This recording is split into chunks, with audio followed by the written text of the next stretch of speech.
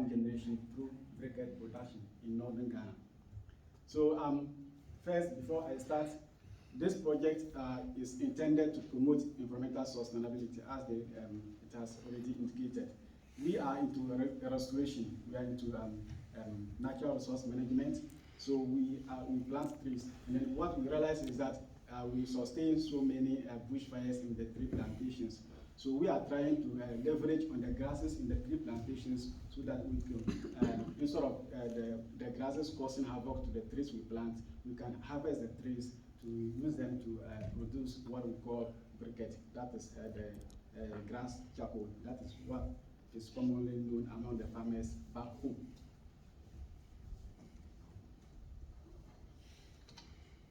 So this is my presentation outline. I'll have my introduction, aims and objectives, the methodology, findings, interpretations, and then the recommendation and conclusion. So approximately 69% of urban dwellers use briquette.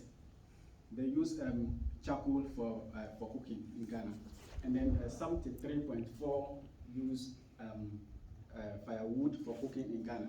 But when you go to the urban communities, most people use firewood for cooking, and that one is very common among food vendors.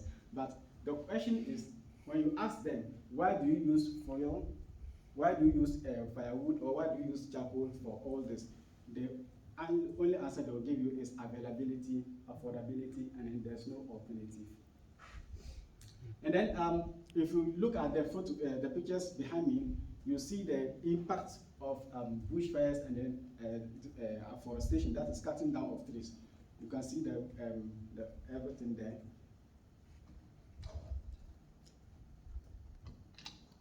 And then the aims and objectives of the project. The aim of the project is to increase awareness of sustainable environmental management and creating additional source of livelihood through briquette production. And then the objective of the project is to assess user adaptability of the briquette in Ghana, and to examine why briquette production should be promoted in northern Ghana. And then also, the project also seeks to make recommendations to some gaps identified in briquette production. So I think these pictures, they are just telling us that if briquette production is promoted, this is what we are going to be seeing.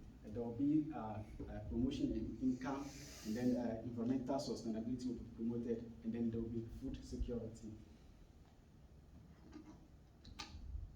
So I leverage on secondary data and then literature review to conduct my research.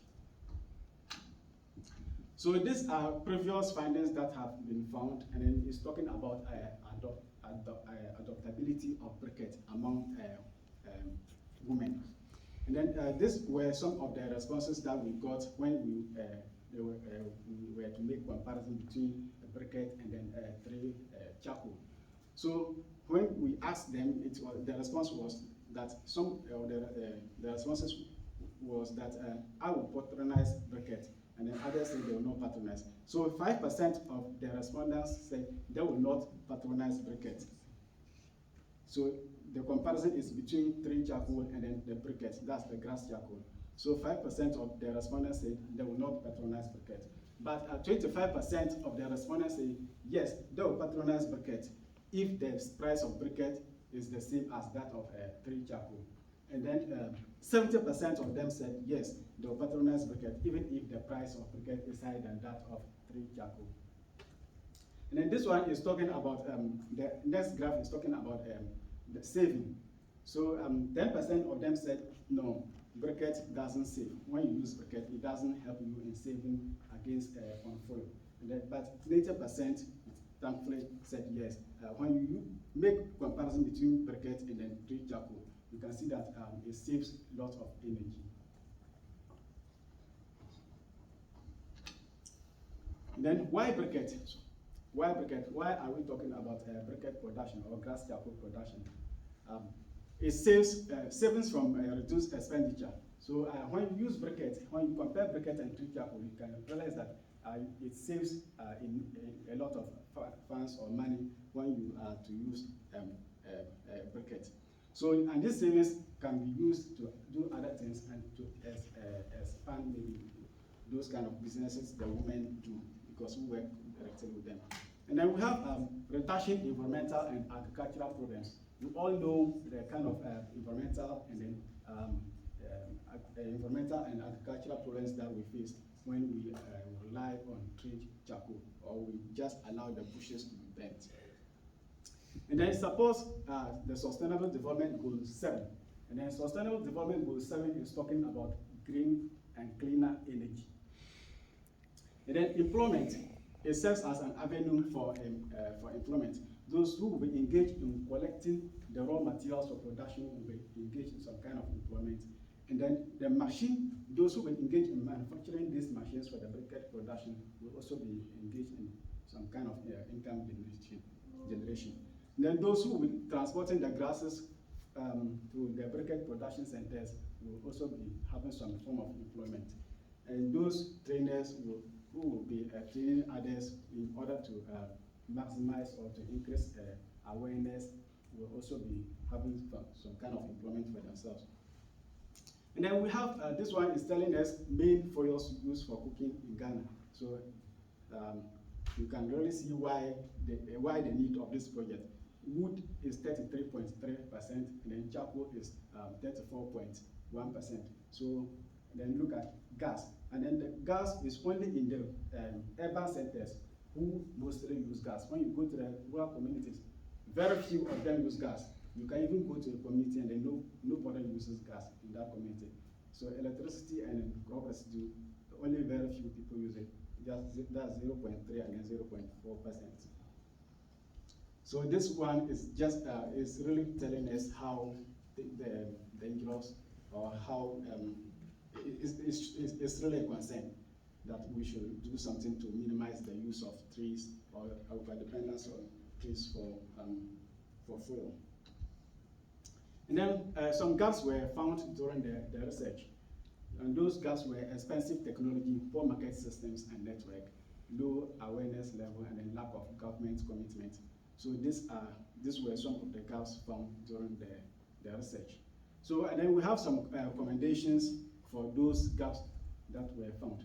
So we say that farmers will be supported to form cooperatives, so that with these cooperatives they can access loans to procure those briquette machines. And then we lead farmers to buy in individuals and companies, so that when they produce the briquette, they can have people that they can rely on to buy their produce. And then awareness raising will also be continued in the communities, and it will increase, and it will depend on the schools, the churches, the malls, social media, and so on, to increase awareness about briquette. And then we'll also persuade government through MOFA, that's Ministry of Food and Agriculture, to consider briquette as an agribusiness. And also with the exposure to farm equipment companies in UK here, by Masha Patwet, thank you for the opportunity. So we'll contact them so that they can support us to get some equipment that can help in briquette production, especially when it comes to the grass cutting machines. Because over there we are using very simple farm tools, which does not help in maximizing production. So, in conclusion, yeah, bushfires, if well managed or if minimized, will serve as a motivation.